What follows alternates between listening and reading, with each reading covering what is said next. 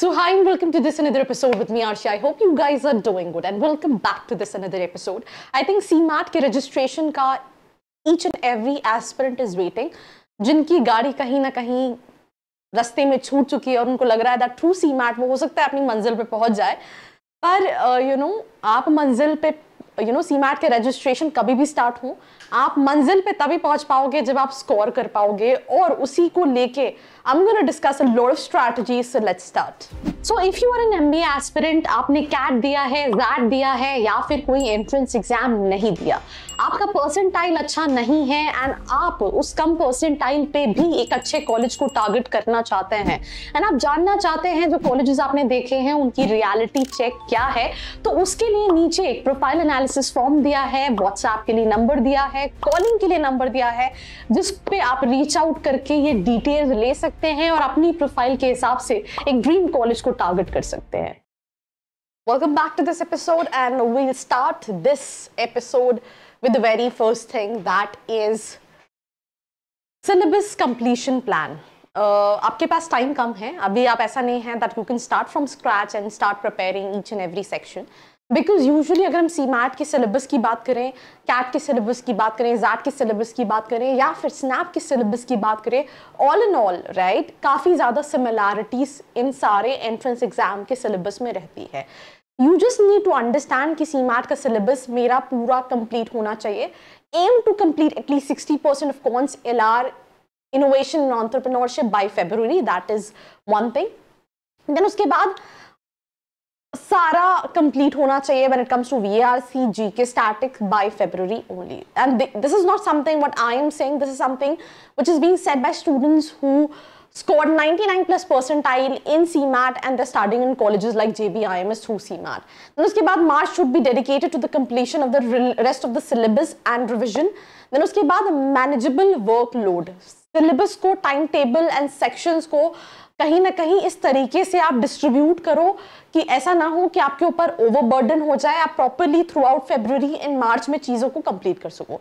उन एरियाज पे फोकस करो जहाँ पे इम्प्रूवमेंट की ज़रूरत है और उन एरिया को थोड़ा सा मैनेज करके चलो जो आपके कहीं ना कहीं स्ट्रेंथ हैं, जो आपके फोटे हैं. तो जब आप दोनों चीज़ों को बैलेंस करके चलोगे then only you will be, because see CMAT देना है something what anybody can go और राइट, मैं CMAT का रजिस्ट्रेशन करके मैं भी जाके दे सकती हूँ, बट देना नहीं है, हमको स्कोर करना है and for that we need to strategise.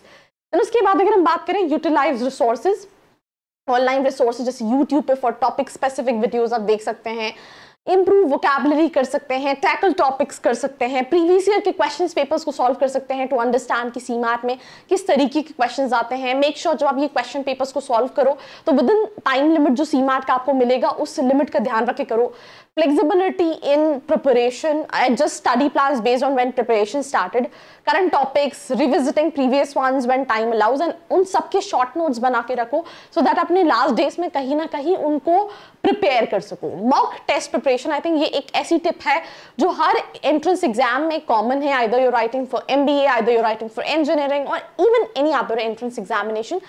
Why I'm saying this is कि बॉस पता कैसे चलेगा तुमको कि तुम कहाँ लाई कर रहे हो. मॉक दोगे तुम्हें पता चलेगा तुम्हारा ये स्कोर आ रहा है, तुम उसको एनालाइज करोगे तो इम्प्रूव करोगे. अगर तुम अच्छा कर रहे हो तो तुम और इम्प्रूव करने की कोशिश करोगे. तो this is something which is very very important because this help you to improve your percentile in CMAT. Regular assessment ये भी बहुत ज़रूरी है, राइट. स्टडी प्लान्स अकॉर्डिंगली बनाओ. सिलेबस पूरा थारली 100% मार्च तक एट एनी कॉस्ट कंप्लीट करो, साथ ही साथ रिविजन करो so that you have ample of time when it comes to revision.